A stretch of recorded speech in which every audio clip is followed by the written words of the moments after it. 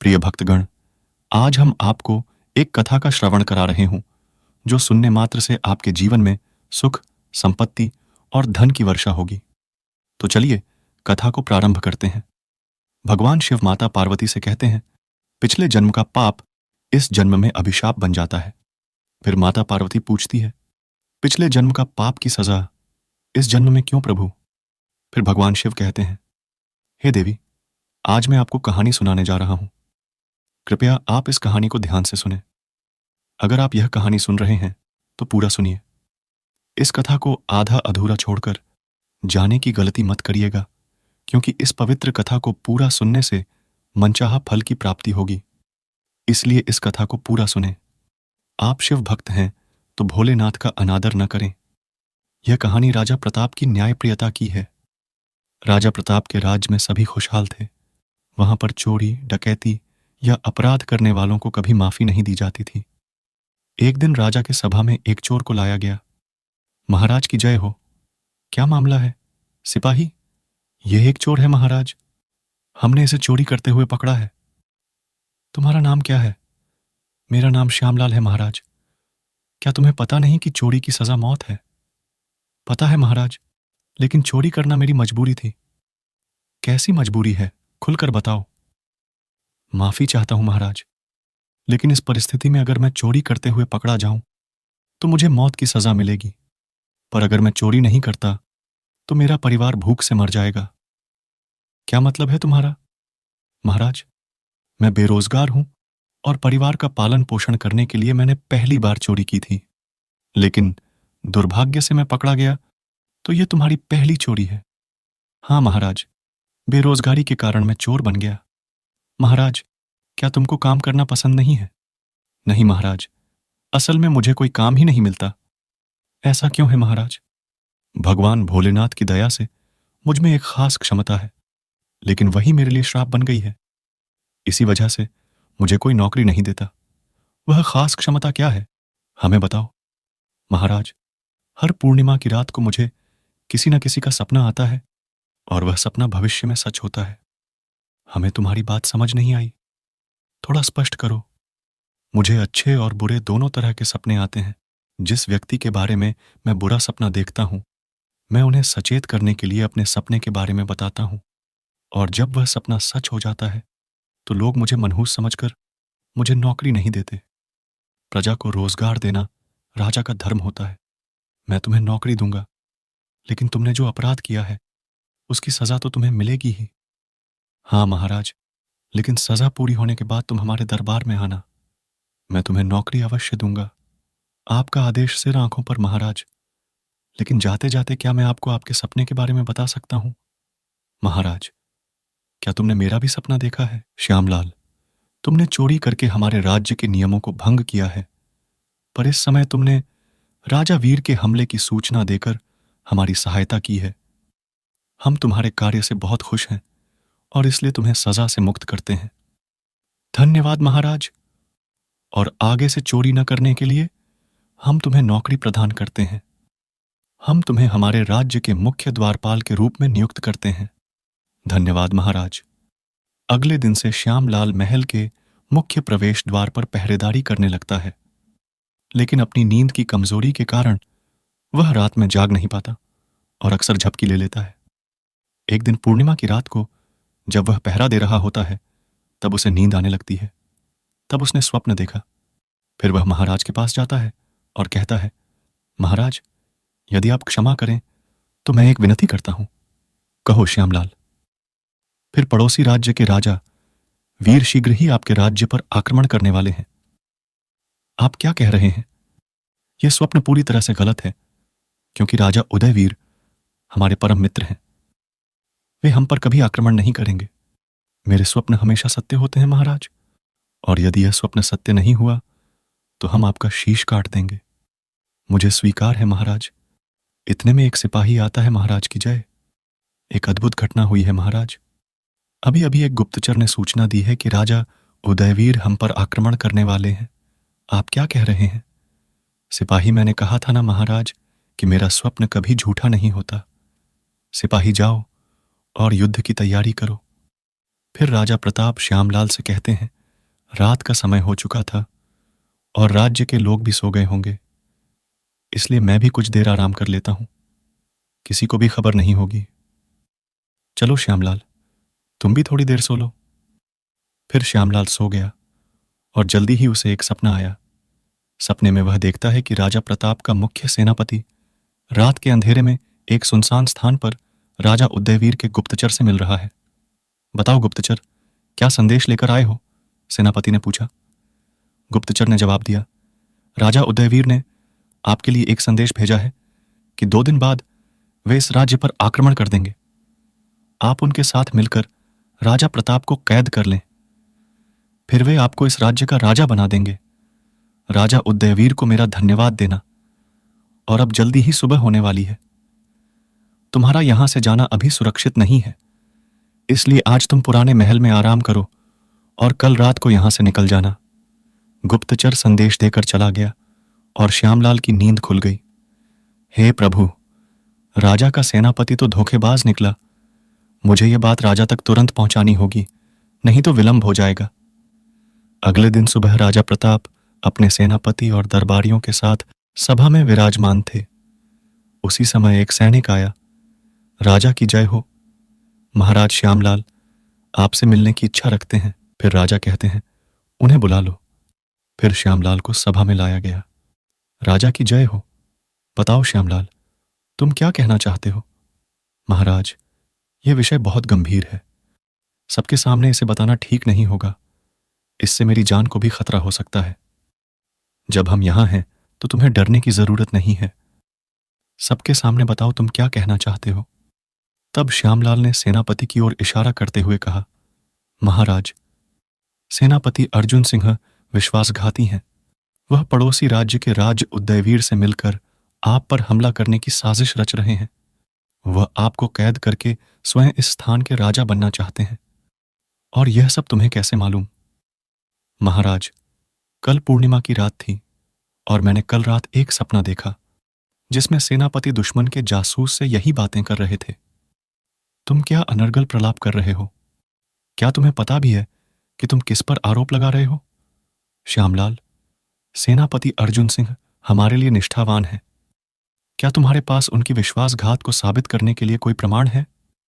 हाँ महाराज, राजा उदयवीर का एक जासूस इस समय पुराने महल में छिपा हुआ है। उसकी पकड़ लेना ही सेनापति की गद्दारी का सबसे बड़ा सबूत होगा। महाराज, सैनिकों, अब भी पुराने महल की तलाशी लो और अगर वहां उदयवीर का जासूस मिले तो उसे तुरंत पकड़ो और तब तक सेनापति अर्जुन सिंह को हिरासत में रखो। राजा प्रताप के आदेश पर सैनिक तुरंत सेनापति अर्जुन सिंह को हिरासत में ले लेते हैं। इसी बीच राजा प्रताप खुद श्यामलाल के साथ पुराने महल में जाते हैं और जासूस को गिरफ्तार कर लेते हैं। अरे वाह श्यामलाल, तुम्हारे सपने के कारण मेरे ऊपर आने वाली मुसीबत टल गई है। साथ ही राज्य के गद्दार को भी पकड़ लिया गया है। हम तुमसे बहुत खुश हैं। श्यामलाल कहता है, धन्यवाद महाराज। फिर महाराज कहते हैं, लेकिन मैं एक बात को लेकर आपसे नाखुश भी हूं। महाराज, मैं कुछ समझा नहीं। तुम द्वारपाल हो। रात भर जागकर महल की सुरक्षा करना तुम्हारा फर्ज है। अगर तुम सो जाओ और उसी समय कोई रात में मुझ पर हमला कर दे तो मैं माफी चाहता हूं। महाराज, खैर, तुम्हें माफ किया जाता है, क्योंकि अगर तुम सोते नहीं तो तुम्हें वह सपना नहीं आता, और अगर वह सपना नहीं आता तो तुम मुझे आगाह कैसे करते। लेकिन आगे से ध्यान रखना, पहरेदारी के समय कभी ना सोया करो। जी महाराज। उस घटना के ठीक 1 महीने बाद फिर से पूर्णिमा की रात आती है और उस समय भी श्यामलाल पहरा दे रहा होता है। पहरा देते देते रात गहरा जाती है। तब श्यामलाल सोच में पड़ जाता है। खड़े खड़े मैं थक चुका हूं, अब मैं बैठने जा रहा हूं। श्यामलाल बैठ तो जाते हैं, पर पूर्णिमा की रात में उन्हें सपने आना निश्चित होता है, इसलिए बैठते ही वे खर्राटे भरने लगते हैं। जैसे ही श्यामलाल सोते हैं, उन्हें हमेशा की तरह सपना आता है। फिर अगले दिन महाराज शिकार के लिए जाने की तैयारी कर रहे थे। वे घोड़े पर सवार होने ही वाले थे कि अचानक श्यामलाल वहां आ जाते हैं। ठहरिए महाराज, शिकार के लिए मत जाइए। क्यों? आपके सभी सैनिक मारे जाएंगे। महाराज, यह मैंने सपने में देखा। महाराज, मैं तुम्हारे सपने के डर से शिकार पर नहीं जाऊंगा। ऐसा हो नहीं सकता। और तुम्हारे सपनों की बात है तो जरूरी नहीं कि सभी सपने सच हों। हम शिकार पर जाएंगे, जरूर जाएंगे।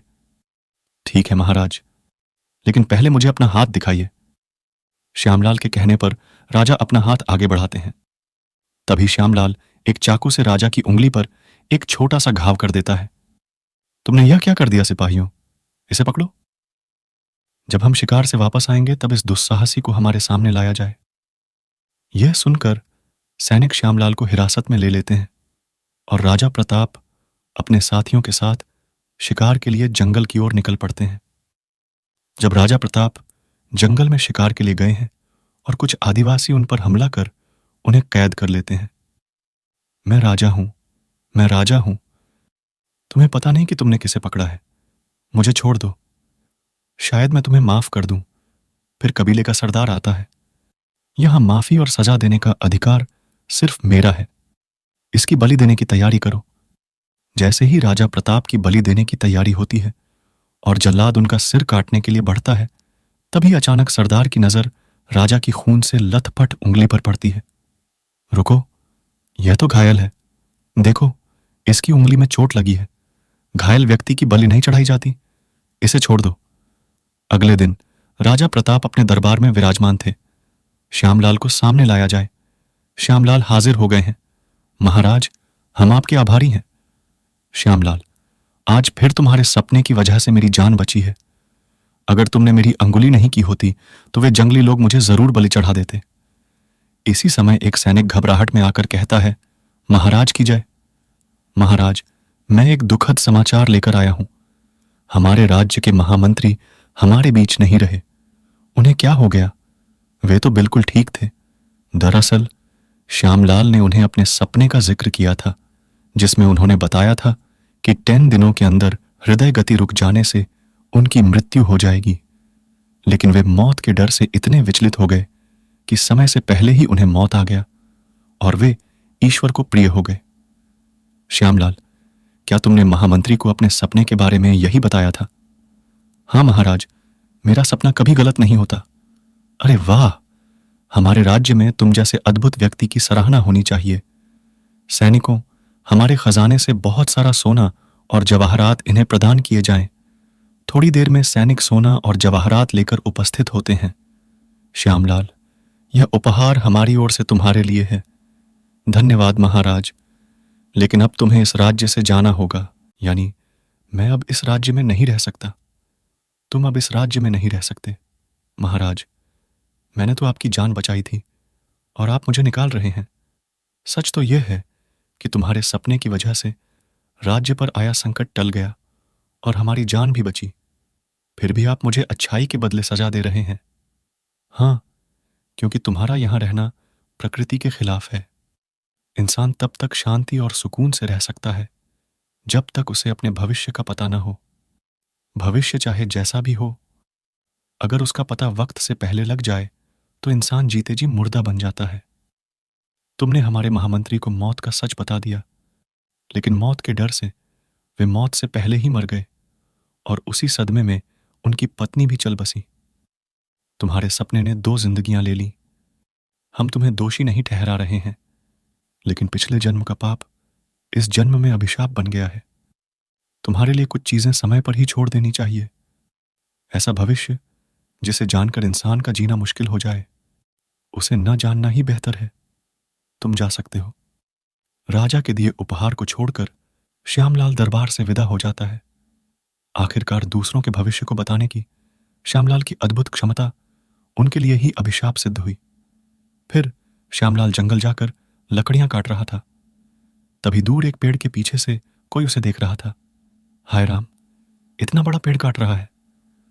मुझे तो बहुत डर लग रहा है, लेकिन हमें तो पता लगाना ही होगा कि यह पेड़ क्यों काट रहा है। हाँ, वह पेड़ काटे जा रहा है। कहीं ऐसा न हो कि वह हमारा जादुई पेड़ भी काट दे। अरे दोस्त, अगर उसने हमारा जादुई पेड़ काट दिया तो हम इस दुनिया में कभी नहीं आ पाएंगे। हमें यह बात जल्दी से जल्दी अपने राजा को बतानी चाहिए। इतनी कड़ी धूप में शायद लाल सोचता है, धूप बहुत तेज है, मैं इस पेड़ की छाया में थोड़ी देर विश्राम कर लूंगा। शाम ढलते ही कुछ और लकड़ियां काटकर घर को लौट जाऊंगा। कुछ ही समय में शायद लाल गहरी नींद में सो गया और तब 4 बौने उसके पास आए। हाय राम, श्यामलाल तो भविष्य पहले ही जानता है। इसके सामने हमारे राजा कैसे मुकाबला करेंगे? अरे, यह तो अकेला ही हमारी सेना पर भारी पड़ सकता है। इतने में शायद लाल खर्राटे भरने लगा। खर्राटों की आवाज से चारों बौने उड़कर दूर जा गिरे। भाई, जल्दी से जल्दी अपनी जान बचाओ और यहां से भागो, नहीं तो हमारी खैर नहीं। इस डर से चारों जादुई पेड़ की ओर दौड़े। दौड़ते दौड़ते जैसे ही वे पेड़ से टकराए, वे गायब हो गए और इस तरह चारों बौने पेड़ के रास्ते अपनी दुनिया में लौट आए। शुक्र है हम अपने ग्रह पर सुरक्षित वापस आ गए, नहीं तो वह व्यक्ति हमें निपटा देता। हाँ, जान बची और हम वापस घर पहुंच गए। अरे भाई, पहले हमें राजा के पास जाना चाहिए और उन्हें श्यामलाल के बारे में बताना चाहिए। मुहावरे बाद में बोलेंगे। तब चारों दोस्त राजा के पास पहुंचते हैं। महाराज की जय, मेरा नाम विक्रम है। मैं और मेरे साथी जादुई पेड़ के मार्ग से एक अन्य दुनिया में गए थे, जहां हमने एक विशाल दानव को देखा। महाराज, वह इतना विशाल है कि वह अकेले ही हमारी पूरी सेना को हरा सकता है। लेकिन उस दुनिया का दानव हमारी सेना से लड़ेगा। क्यों महाराज? हमें उससे लड़ना अनिवार्य है। क्यों?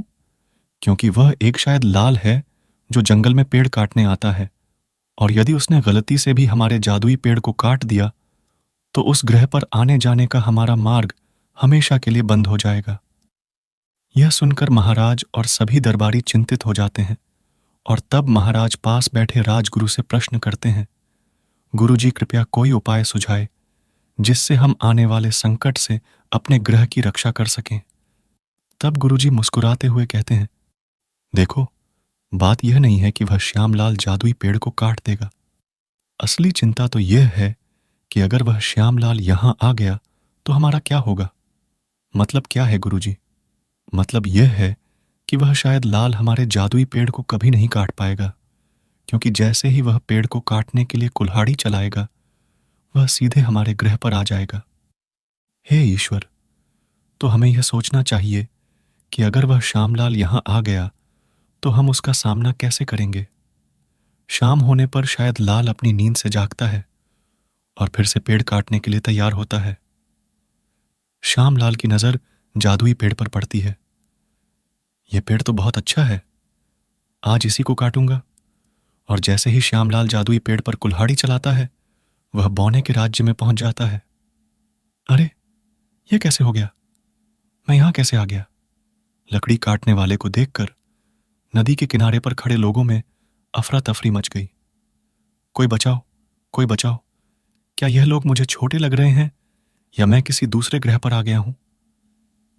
वहां लकड़ी काटने वाले के आने की खबर राजा तक पहुंच गई। महाराज, महाराज, जिस बात का डर था वही हो गया। वह शायद लाल हमारे ग्रह पर आ गया है। शायद लाल को मारने के लिए धनुर्धारी को भेजा जाए। अरे, कोई मुझे बताएगा कि मैं कहां आ गया हूं? भाई, तू मौत की गोद में आ गया है। शायद लाल पर हमला। बौने सैनिक तीरों से लकड़ी काटने वाले पर हमला करते हैं। अरे, तीरों का तो इस पर कोई असर ही नहीं हो रहा है। महाराज को यह बात बतानी होगी।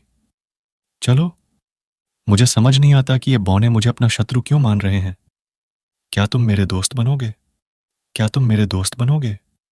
श्यामलाल अपने जूते के पास बौने को देखता है, फिर उसे उठाकर अपनी हथेली पर रखता है और पूछता है, कहिए जनाब, आप क्या कहना चाहते हैं? क्या आप मेरे दोस्त बनेंगे? अरे दोस्तों, मैं तो सभी का मित्र हूं। तुम लोग मुझे व्यर्थ ही शत्रु समझ बैठे हो। इसी बीच सेनापति महाराज से कहता है, वाह महाराज, तीरों की बौछार से खरोंच तक नहीं आई। अब आगे क्या किया जाए? गुरुजी, आप ही कोई उपाय सुझाए। इस श्यामलाल को न तीर चला सकते हैं, न तलवार से हराया जा सकता है। इसे हराने के लिए तो जादू टोने का सहारा लेना होगा। अच्छा तो चलिए, शाम को जादूगरनी को बुला लेते हैं। महाराज की जय, तुमने मुझे बुलाया? महाराज, हां, लगता है हमारे ग्रह की किस्मत खराब हो गई है। एक व्यक्ति ने हमला बोल दिया है। इस संकट से हमारे ग्रह की रक्षा आप ही कर सकती हैं। हाँ महाराज, मैं अपनी जादुई शक्तियों से उस व्यक्ति को बेहोश कर दूंगी। बेहोश होते ही आप उस व्यक्ति का अंत कर देना। बेहोशी की हालत में वह कुछ नहीं कर पाएगा। चलिए, जल्दी ही हम सब श्यामलाल के पास पहुंच जाएंगे, जहां जादूगरनी श्यामलाल पर जादू करेंगी। अब्रा का दबरा, गीले गीले, पाशाशु अब्राक, डबरा, गीली गीली पास। आंसू थोड़ी ही देर में शायद लाल बेहोश हो गया। महाराज, फटाफट इसकी गर्दन काट डालिए। सेनापति होश में आने से पहले इसका सिर काट दो। इतने में एक और विशालकाय श्यामलाल के आने की आहट होती है। महाराज, व्यक्ति को देख सभी डर जाते हैं। महाराज, यह उसी तरह प्रभावित हो रहा है जैसे मेरे जादू से। जादू काम नहीं करेगा। मैं जा रही हूं। मुझे इससे बहुत डर लग रहा है। महाराज क्षमा कीजिए, मैं जा रही हूं। देखिए, इसे देखकर सभी भाग जाते हैं, पर समीर बौना श्यामलाल को होश में लाने की कोशिश करता है। उठो दोस्त, जल्दी उठो, हमारी जान को खतरा है। जल्दी उठो दोस्त, जल्दी उठो। श्यामलाल होश में आ जाता है। मुझे कुछ नहीं हुआ था, लेकिन अब अगर तुम श्यामलाल को नहीं मारोगे तो वह हम सभी को खत्म कर देगा। श्यामलाल को देखता है और फिर उनके बीच लड़ाई होती है। लड़ाई के अंत में श्यामलाल अपनी कुल्हाड़ी से राजा को मार डालता है। राजा को मरा हुआ देखकर सभी बौने लकड़हारे की ओर दौड़ते हैं। राजा हमारा दुश्मन नहीं, दोस्त है। इसने मेरे कहने पर ही राजा का वध किया है। मैं तो एक साधारण शायर लाल हूं। लकड़ियां काटते काटते मुझे पता ही नहीं चला कि मैं यहां कैसे पहुंच गया, और आप लोगों ने भी मुझे दुश्मन समझ लिया। अच्छा हुआ कि बौना मेरा दोस्त बन गया, और उसके कहने पर ही मैंने राजा का वध किया, ताकि आपको पता चले कि मैं आपका दुश्मन नहीं, दोस्त हूं। राजा, यह बहुत अच्छा इंसान था। क्यों ना हम इसे हमेशा के लिए यहां रहने दें? नहीं दोस्त, अगर मैं लकड़ियां लेकर घर नहीं पहुंचा तो मेरे परिवार वाले भूखे मर जाएंगे। ऐसा कभी नहीं होगा, क्योंकि अब से तुम्हें लकड़ियां काटने की जरूरत नहीं है। मैं तुम्हें अपने खजाने से तुम्हारे वजन के बराबर सोना उपहार में दूंगा। यह सुनकर सभी श्यामलाल खुश हो जाते हैं। तो ठीक है, मुझे विदा कीजिए, और कृपया मुझे मेरी दुनिया की ओर जाने का मार्ग दिखाइए। मैं आपको वह मार्ग तो दिखा दूंगा, लेकिन आपको एक प्रतिज्ञा करनी होगी। बिल्कुल, मैं वादा करता हूं कि मैं यहां आपसे मिलने अक्सर आया करूंगा।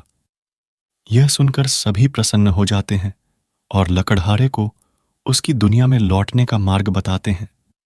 शायद लाल जादुई पेड़ के रास्ते अपनी दुनिया में वापस आता है और अपने घर में जाकर खुशहाली से अपना जीवन यापन करता है। फिर भगवान शिव कहते हैं, एक समय की बात है, अर्जुन रामपुर गांव में रहता था और वहीं एक बड़ी कंपनी में काम करता था। आज अर्जुन का जन्मदिन है। जन्मदिन मुबारक हो तुम्हें, जन्मदिन मुबारक हो, जन्मदिन मुबारक हो तुम्हें। अर्जुन, तुम्हारे जन्मदिन पर कंपनी ने फैसला किया है कि आज तुम्हें मौज मस्ती के लिए छुट्टी दी जाएगी। धन्यवाद सर। छुट्टी मिलने पर अर्जुन बहुत खुश होकर घर की ओर चल दिया। तभी अचानक शोर हुआ। मेरा काम है इंसान की जान लेकर उसकी आत्मा को ऊपर पहुंचाना। स्वर्ग में चित्रगुप्त वहीं खाता खोलकर हिसाब लगा रहे हैं। प्रभु की जय हो प्रभु। मैं रामपुर गांव के अर्जुन की आत्मा लेकर आया हूं। यमराज की बात सुनकर प्रभु हैरान हो जाते हैं। यमराज, तुम क्या कह रहे हो? क्या तुमने किसी गलत व्यक्ति को उठा लिया है? क्या मतलब? प्रभु, हेमराज, प्रभु ने आपको रामपुर गांव का अर्जुन नहीं, बल्कि श्यामपुर गांव के अर्जुन को लाने के लिए कहा था। यह तो मुझसे बहुत बड़ी भूल हो गई। प्रभु, अब आप ही बताएं कि मैं क्या करूं?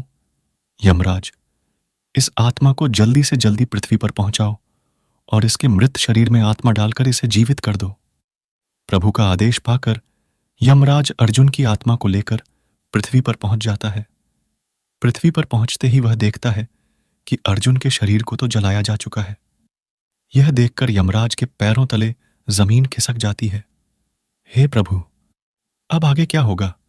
मैं आपको कैसे उत्तर दूं? इस आत्मा को किस देह में स्थापित करूं? जब यमराज को कुछ समझ नहीं आता तो वे अर्जुन की आत्मा को वापस प्रभु के पास ले जाने का विचार करते हैं। प्रभु की महिमा अपरंपार है।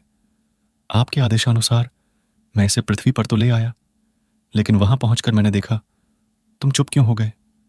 यमराज, बताओ, तुमने वहां जाकर क्या देखा?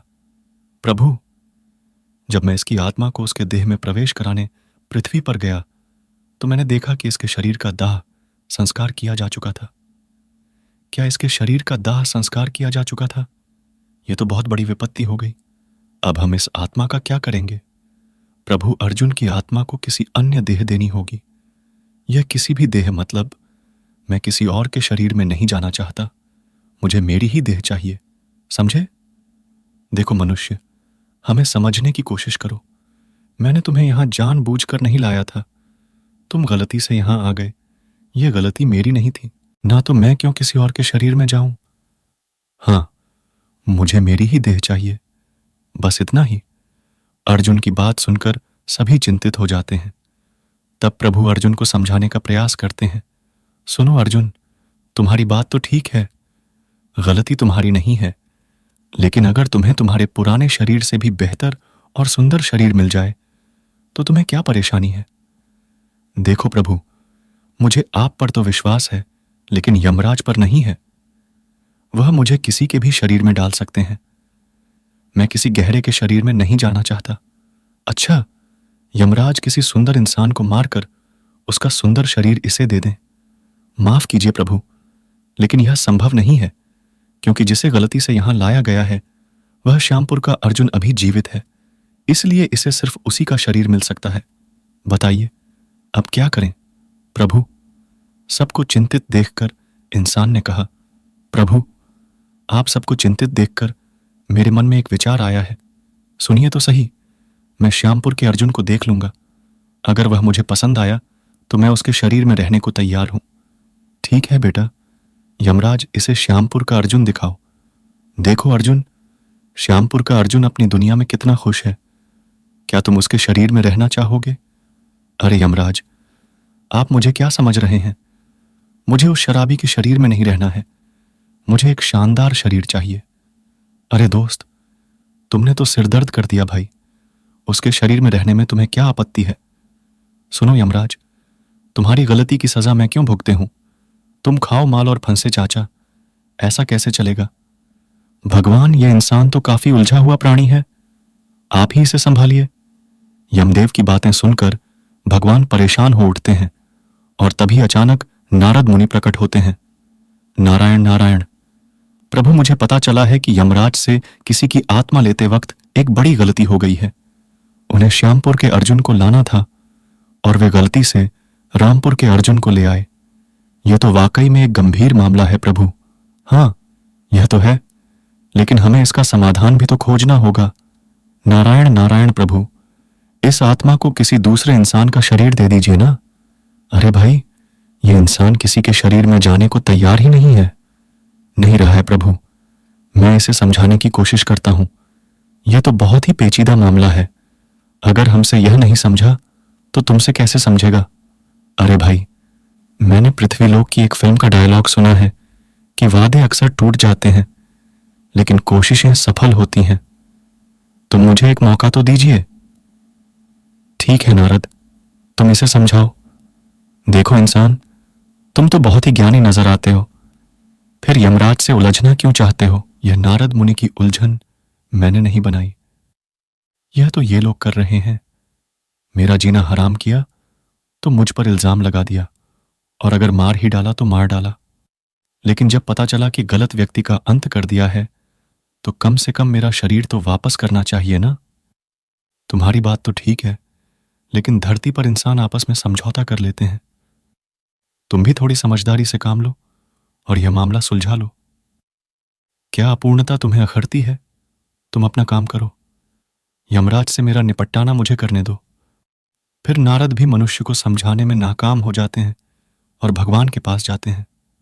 मैंने पहले ही कहा था ना, यह नहीं समझेगा।